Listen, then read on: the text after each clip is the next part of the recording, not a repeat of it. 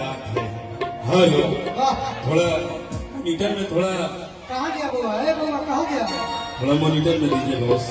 hello hello, थोड़ा सा ढोलक के खाली टाके उठाओ, ढोलक के देखो तो विकास थोड़ा सा देख रहे हैं, थोड़ा सा इधर देखो, रणदीप का बोल थोड़ा सा